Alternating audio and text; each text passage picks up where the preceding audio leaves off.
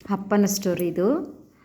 ಅಪ್ಪ ಬಂದು ಚಿಕ್ಕ ವಯಸ್ಸು, ಅಮ್ಮ ಚಿಕ್ಕ ವಯಸ್ಸಲ್ಲೇ ತೀರೋಗ್ಬಿಟ್ರು.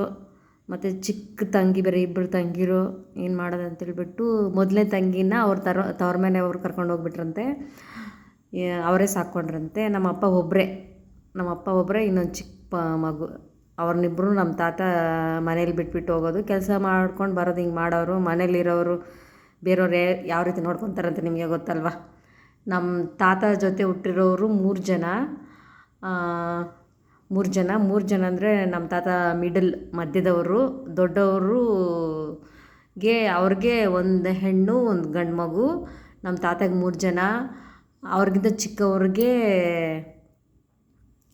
ಚಿಕ್ಕವ್ರಿಗೂ ಒಂದು 2-3 ಮಕ್ಳು ಅನಿಸುತ್ತೆ. ಅದ್ರ ಬಗ್ಗೆ ಅಷ್ಟೊಂದು ನೆನಪಿಲ್ಲ, ನನಗೆ ಹೇಳಿಲ್ಲ. ಮತ್ತು ನಮ್ಮ ತಾತ ಅವರು ಅಪ್ಪ ತೀರೋಗಿರೋದು. ಆವಾಗ ತೀರೋದ್ರೆ ಅವ್ರ ತಮ್ಮ ಇವರು ನಮ್ಮ ತಾತ ಅವ್ರನ್ನೆಲ್ಲ ಸಾಕಿರೋದು. ಅವ್ರು ಜಾಯಿಂಟ್ ಫ್ಯಾಮ್ಲಿಯಲ್ಲಿ ಇದ್ರಲ್ಲ, ಹೇಳಿದ್ನಲ್ಲ ಜಾಯಿಂಟ್ ಫ್ಯಾಮ್ಲಿ. ನಮ್ಮ ತಾತನ್ನೆಲ್ಲ ಅವ್ರ ಅಣ್ಣನ ತಮ್ಮನ್ನ ಅವ್ರ ಚಿಕ್ಕಪ್ಪ ನೋಡ್ಕೊಂಡಿರೋದು. ಚಿಕ್ಕಪ್ಪನ ಹೆಂಡತಿ, ಅವ್ರ ಚಿಕ್ಕಪ್ಪಗೆ 2 ಗಂಡು ಮಕ್ಕಳು, 3 ಜನ ಹೆಣ್ಮಕ್ಳು. ಇದು ಜಾಯಿಂಟ್ ಫ್ಯಾಮ್ಲಿ. ಇಷ್ಟೊಂದು ಜಾಯಿಂಟ್ ಫ್ಯಾಮ್ಲಿ. ನಮ್ಮ ತಾತ ಅವ್ರ ಚಿಕ್ಕಪ್ಪ ಮಾತ್ರ ತುಂಬ ಚೆನ್ನಾಗಿ ನೋಡ್ಕೊತಾ ಇದ್ರಂತೆ. ಎಲ್ಲರೂ ಸಮಾನವಾಗಿ ನೋಡ್ಕೊತಾ ಇದ್ರಂತೆ. ಎಲ್ರಿಗೂ ಈಕ್ವಲಾಗಿ ನೋಡ್ತಾ ಇದ್ರಂತೆ. ಭೇದ ಭಾವ ಎಲ್ಲ ಮಾಡ್ತಾ ಇರಲಿಲ್ವಂತೆ. ಆದರೆ ಅವ್ರ ಚಿಕ್ಕಮ್ಮ ಅಂತೀವಲ್ವ, ಅವ್ರು ನಮ್ಮ ತಾತಾಗೆ ಮನೆಯಲ್ಲಿ ಬಿಟ್ಬಿಟ್ಟು ಹೊಟ್ಟೋಗ್ತಾ ಇದ್ದಾಗ, ಮಕ್ಕಳ ಮನೆಯಲ್ಲಿ ಇದ್ಬಿಟ್ಟು ಹೋಗ್ತಾ ಇದ್ದಾಗ, ಅವರು ಚಂದ ಅಡುಗೆ ಮಾಡೋರಂತೆ. ಚಿಕ್ಕಮ್ಮ ಚಂದ ಅಡುಗೆ ಮಾಡಿದ್ರೆ ಪಾಪ ಇವ್ರಿಗೆ ತಂಗ್ಳು ಸ್ವಲ್ಪ ಕಡಿಮೆ ನೀರು ಥರ ಇರೋದು. ಜಾಸ್ತಿ ಜನ ಅಲ್ವ, ಜಾಸ್ತಿ ನೀರು ಗಟ್ಟಿ ತರಕಾರಿ ಎಲ್ಲ ಇರೋದೆಲ್ಲ ಅವ್ರ ಮಕ್ಳಿಗೆ ಹಾಕೋದಂತೆ. ಈ ನೀರು ಥರ ಇರೋದು ಎಲ್ಲ ನಮ್ಮ ಅಪ್ಪ ಅವ್ರಿಗೆಲ್ಲ ಆ ಥರ ಹಾಕೋದು ಮಾಡ್ತಾಯಿದ್ರಂತೆ. ನಮ್ಮ ಅಪ್ಪ ನೋಡಿದ್ದಾರೆ ಹಿಂಗೆ ಮಾಡ್ತಾವ್ರಂದರೆ. ಮತ್ತು ನಾನ್ ವೆಜ್ ಅಡುಗೆ ಮಾಡೋಗಾದರೆ ಸ್ವಲ್ಪ ಚಿಕನೆಲ್ಲ ಈ ಚೆನ್ನಾಗಿರೋದೆಲ್ಲ ಚಿಕನ್ನೆಲ್ಲ ಅವ್ರ ಮಕ್ಳಿಗೆ ಹಾಕೋದಂತೆ. ನೀರು ಥರ ಮೂಳೆ ಇರೋದೆಲ್ಲ ನಮ್ಮ ಅಪ್ಪ ಅವ್ರಿಗೆ ಹಾಕ್ತಾಯಿದ್ರಂತೆ. ಈ ಥರ ಮಾಡ್ತಾಯಿದ್ರಂತೆ. ಅದಕ್ಕೆ ನಮ್ಮ ಅಪ್ಪಗೆ ಒಂದೊಂದು ಸತಿ ತುಂಬ ಕೋಪ, ಇವಾಗೂ ಕೋಪ ಇದೆ. ಒಂದೊಂದು ಸತಿ ಸ್ಟೋರಿ ಹೇಳ್ತಾರೆ. ಈ ಸ್ಟೋರಿನ ನನಗೆ ನೆನಪಿದೆ, ಅದಕ್ಕೆ ಹೇಳ್ಕೊತಾ ಇದ್ದೀನಿ. ಈ ಥರ ಆಗ್ತಾಯಿದ್ದಾಗ ನೋಡ್ಕೊಂಡು ಇರೋರು ಇಡೀ ಮಾಡಿಬಿಟ್ಟು ಒಂದು ದಿನ ಏನು ಮಾಡಿದ್ರಂತೆ, ಮುದ್ದೆ ಇತ್ತಲ್ಲ ಅವಾಗೆಲ್ಲ. ನಮ್ಮದು ಕೋಲಾರ ಡಿಸ್ಟಿಕ್ಕು. ಕೋಲಾರಲ್ಲಿ ಜಾಸ್ತಿ ಮುದ್ದೆ ಮಾಡ್ತಾರೆ. ಮುದ್ದೆ ಇತ್ತಲ್ಲ, ಆ ಮುದ್ದೆಯಲ್ಲಿ ಈ ಥರ ಹಾಕ್ತೀಯ ಅಂತ ಹೇಳ್ಬಿಟ್ಟು ಆ ಮುದ್ದೆ ಇತ್ತಲ್ಲ, ಆ ಮುದ್ದೆನ ತೆಗೆದು ಅವರು ಅಜ್ಜಿಗೆ ಹಾಕಿರೋದು. ಅಂದರೆ ನಮ್ಮ ತಾತ ಇದ್ದಾರಲ್ಲ, ಅವ್ರ ಚಿಕ್ಕಮ್ಮಗೆ ಮುದ್ದೆ ಎಲ್ಲ ಹಾಕ್ಬಿಟ್ರಂತೆ. ಅದನ್ನು ನಮ್ಮ ಚಿಕ್ಕ ವಯಸ್ಸಲ್ಲಿ ನಮ್ಮ ಅಪ್ಪ ನಮ್ಗೆ ಹೇಳ್ಕೊತಾ ಇದ್ರು. ಈ ಥರ ಮುದ್ದೆ ಎಲ್ಲ ಹಾಕ್ಬಿಟ್ಟಿದ್ದೀನಿ, ಈ ಥರ ಮಾಡ್ತಾಯಿದ್ರು ಅಂತೇಳ್ಬಿಟ್ಟು. ಪಾಪ ನಮ್ಮಪ್ಪನೂ ಅಷ್ಟೇ, ಅಮ್ಮನ ಪ್ರೀತಿ ಗೊತ್ತಿಲ್ಲ ಅವ್ರಿಗೆ. ಅಮ್ಮನ ಪ್ರೀತಿನೇ ಇಲ್ಲ. ಈಗ ಪಾಪ ತುಂಬ ಬುದ್ಧಿವಂತ ನಮ್ಮಪ್ಪ. ತುಂಬ ಬುದ್ಧಿವಂತ ಅಂತಂದರೆ, ನಮ್ಮ ತಾತ ಏನಾದರೂ ತಿಂಡಿಗೆ ₹1-2 ಕೊಟ್ಟರೆ, ₹1-2 ಕೊಟ್ಟರೆ ಅದನ್ನೆಲ್ಲ ಅವರು ವೇಸ್ಟ್ ಮಾಡ್ತಿರ್ಲಿಲ್ವಂತೆ. ಹಂಗೆ ಇಟ್ಕೊಳ್ಳೋದಂತೆ. ಹಂಗೆ ಇಟ್ಕೊಂಡು ಅದನ್ನು ಒಂದು ಕೋಳಿ ತಗೊಳ್ಳೋದು. ಮತ್ತು ಇದು ಕಾನಕಾಯಿ ಅಂತಾರಲ್ಲ, ಆ ಕಾನಕಾಯಿಯನ್ನು ಎಲ್ಲ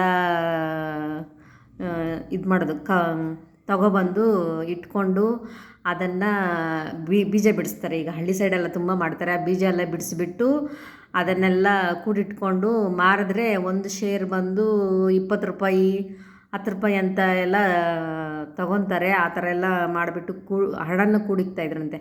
ಹಣನ ಕೂಡಿಕ್ಬಿಟ್ಟು ಆ ಕೂಡಿಕ್ಕಿರೋ ಹಣನ ಕೋಳಿ ಎಲ್ಲ ತಗೊಳ್ಳೋದು. ನಮ್ಮ ತಾತ ಕೊಟ್ಟಿರೋದು ಇದು ಕಾಣಿಗೆಕಾಯಿ ಅಂತಾರಲ್ಲ, ಕನ್ನಡದಲ್ಲಿ ಅದ್ರ ಹೆಸರು ನೆನಪಿಲ್ಲ, ತೆಲುಗಲ್ಲಿ ಕಾನಕ್ಕಾಯಿ ಅಂತಾರೆ.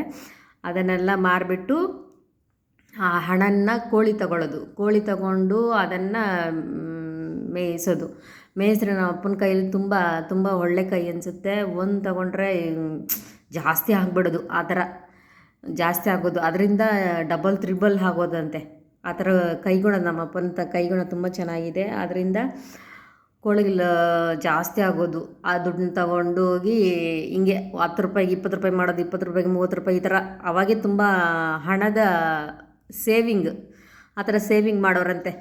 ಮತ್ತು ಸ್ಕೂಲ್ಗೂ ಚಿಕ್ಕ ವಯಸ್ಸಲ್ಲಿ ಹೋಗೋರಂತೆ. ಆವಾಗೆಲ್ಲ ತುಂಬ ಹಳೆ ಕಾಲ ಅಲ್ವ, ಜಾಸ್ತಿ ಓದಿಲ್ಲ.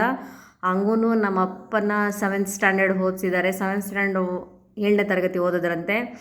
7ನೇ ತರಗತಿ ಓದಿದ್ರು ಅವರೆಷ್ಟು ಚೆನ್ನಾಗಿ ನೀಟಾಗಿ ಓದ್ತಾರೆ ಅಂದರೆ ತುಂಬ ಚೆನ್ನಾಗಿ ಓದ್ತಾರೆ. ನಾವು ಕೂಡ ಓದಲ್ಲ, ಚೆನ್ನಾಗಿ ಓದ್ತಾರೆ ಕನ್ನಡ. ಮತ್ತು ಅವ್ರ ಹತ್ರ ಇರೋ ಗುಣಗಳಂತಂದರೆ ಬೇರೆಯವ್ರ ಕೆಲಸ ಮಾಡಬಾರ್ದು. ಅವರೇ ಏನಿದ್ರು ಅವರೇ ನಿಯತ್ತಾಗಿ ಮಾಡ್ತಾರೆ. ಮತ್ತು ಬೇರೆಯವ್ರ ಮನೆ ಹತ್ರ ಹೋಗ್ಬಿಟ್ಟು ಅವ್ರ ಹತ್ರ ಅವ್ರು ಹೇಳಿದ್ದನ್ನು ಕೇಳೋದು ಆ ಥರ ಎಲ್ಲ ಮಾಡಲ್ಲ. ಮತ್ತು ನಮ್ಮಪ್ಪ ವ್ಯವಸಾಯ ಮಾಡ್ತಾರೆ. ವ್ಯವಸಾಯ ಜೊತೆಗೆ ಈ ಕಲ್ಲಿನ ವ್ಯಾಪಾರ ಎಲ್ಲ ಮಾಡೋರು. ಕಲ್ಲಿನ ವ್ಯಾಪಾರ ನಮ್ಮ ತಾತ ಮಾಡ್ತಾಯಿದ್ರಲ್ಲ ಆ ಥರ ವ್ಯಾಪಾರ ಮಾಡೋರು. ಆವಾಗ ಚಿಕ್ಕ ವಯಸ್ಸಲ್ಲಿ ನನಗೆ ನೆನಪಿದೆ, ಬಂಡಿ ಇರೋದು ಮತ್ತು ಎತ್ತಿನ ಗಾಡಿ ಇದೆ. ಅವಾಗೆಲ್ಲ ಆ ಥರ ಮಾಡೋರು. ಅವರು ಅಷ್ಟೇ 4 ಗಂಟೆ 5 ಗಂಟೆಗೆ ಎದ್ದೇಳ್ಬಿಡೋರು. ಎದ್ದೇಳ್ಬಿಟ್ಟು ಕಲ್ಲಿನ ವ್ಯಾಪಾರ ಮಾಡೋರು ಮತ್ತು ವ್ಯವಸಾಯ ಈಗ ಮಾಡ್ತಾಯಿದ್ರು. ಮತ್ತು ಹಣನ ಹಿಂಗೆ ಕೂಡಿಟ್ಕೊಂಡಿದ್ರಂತೆ. ಕೂಡಿಟ್ಕೊಂಡಿದ್ದಾಗ ಅವರು ನಮ್ಮ ಅಪ್ಪವರ ಅಮ್ಮ ಇದ್ದಾರಲ್ಲ, ಅವ್ರ ಅಮ್ಮ ಅವ್ರ ಮನೆಯಲ್ಲಿ ಹೇಳಿದ್ರಂತೆ, ನೋಡು ನಿನ್ನ ಹತ್ರ ಇಷ್ಟು ದುಡ್ಡಿದೆ, ಏನು ಮಾಡ್ತೀಯಾ ಅಂತೇಳ್ಬಿಟ್ಟು, ಸರಿ ಅಂತೇಳ್ಬಿಟ್ಟು ಅವರು ಪಿಗ್ಗನ್ನ ಮೇಯಿಸ್ತಾಯಿದ್ರಂತೆ. ಪಿಗ್ಗನ್ನ, ಹಂದಿನ. ಅವರೆಲ್ಲ ಒಂದು ಶೆಡ್ ಇದ್ದಂತೆ, ದೊಡ್ಡ ಶೆಡ್ಡು. ಆವಾಗ ಅಂದರೆ ಹಣ ಅಂದರೆ ₹1 ₹2 ಅಂದರೆ ಏನೋ ದೊಡ್ಡ ಜಾಸ್ತಿ ದುಡ್ಡಿರೋ ಥರ. ಅದಕ್ಕೆ ನಮ್ಮ ಅಪ್ಪನ ಹತ್ರ ಎಷ್ಟು ಒಂದು ಇತ್ತಂತೆ. ಅದಕ್ಕೆ ಇಷ್ಟೊಂದು ದುಡ್ಡು ಇಟ್ಕೊಂಡು ಏನು ಮಾಡ್ತೀಯ ನೀನು, ನಮ್ಮ ಮನೇಲಿ ಒಂದು ಪಿಗ್ ತೆಗೆದುಬಿಟ್ಟು ಬಿಡು, ಅದು ದೊಡ್ಡದಾದರೆ ನಿನಗೆ ಮತ್ತೆ ಡಬಲ್ ತ್ರಿಬಲ್ ಆಗುತ್ತೆ, ಅವಾಗ ಜಾಸ್ತಿ ದುಡ್ಡು ಬರುತ್ತೆ, ನಿನ್ನ ದುಡ್ಡು ಇನ್ನೂ ಜಾಸ್ತಿ ಆಗುತ್ತೆ ಅಂತ ಹೇಳಿದ್ರಂತೆ. ಅದಕ್ಕೆ ನಮ್ಮ ಅಪ್ಪ ಏನು ಮಾಡಿದ್ರು, ಸರಿ ಅಂತೇಳ್ಬಿಟ್ಟು ಅವರ ತವ್ರ ಮನೆಯಲ್ಲಲ್ವ, ಅದಕ್ಕೆ ಸರಿ ಅಂತ ಬಿಟ್ರಂತೆ. ಬಿಟ್ಟರೆ ಏನು ಮಾಡಿದಾರಂತೆ, ಅದು ಜಾಸ್ತಿ ಪಿಗ್ಗು ಮರಿ ಹಾಕ್ತಂತೆ. ಮರಿ ಹಾಕಿಬಿಟ್ಟು ಜಾಸ್ತಿ ಮರಿಗಳಾಗಿ ಜಾಸ್ತಿ ಆಯ್ತಂತೆ. ನಮ್ಮ ಅಪ್ಪನ ಕೈ ಗುಣ ದೊಡ್ಡದು ಚೆನ್ನಾಗಿದೆ ಅಂತ ಹೇಳಿದ್ನಲ್ಲ, ಅದಕ್ಕೆ ಜಾಸ್ತಿ ಆಯ್ತಂತೆ. ಆದಮೇಲೆ ಏನು ಮಾಡೋದು, ಸರಿ ಅಂತ ಹೇಳ್ಬಿಟ್ಟು ನಮ್ಮ ಅಪ್ಪ ಅವರ ಅಮ್ಮನಿಗೆ ಇನ್ನೊಂದು ತಂಗಿ ಇದ್ದಾಳೆ. ತಂಗಿ ಅವರ ಹಸ್ಬೆಂಡ್ ಇದ್ರಂತೆ. ಅವ್ರು ತುಂಬ ಹುಷಾರು. ಅವ್ರೇನು ಮಾಡಿದ್ರಂತೆ, ನಿನ್ನ ಯಾರೋ ಬಂದು ಪಿಗ್ನೆಲ್ಲ, ನಿನ್ನ ಹಂದಿನೆಲ್ಲ ನೀನು ಸಾಕಕ್ಕೆ ಬಿಟ್ಟಿದ್ದಲ್ಲ, ಅದು ಯಾರೋ ಕಳ್ಳರು ಬಂದು ಹೊಡ್ಕೊಂಡು ಹೋಗ್ಬಿಟ್ಟಿದ್ದಾರೆ ಅಂತೇಳ್ಬಿಟ್ಟು ಯಾಮರಿಸ್ಬಿಟ್ಟು ಅವ್ರೇನು ಮಾಡಿದ್ದಾರೆ, ಆ ದುಡ್ಡನ್ನೆಲ್ಲ ಈ ಥರ ಅವ್ರು ದೋಚ್ಕೊಬಿಟ್ರಂತೆ. ಆ ಥರ ಎಲ್ಲ ಒಂದು ಸ್ಟೋರಿ ಹೇಳಿದ್ರು. ಮತ್ತು ಮಿಕ್ಕಿದ ಸ್ಟೋರಿನ ಇನ್ನೊಂದು ಇದರಲ್ಲಿ ಹೇಳ್ತೀನಿ. Thank you.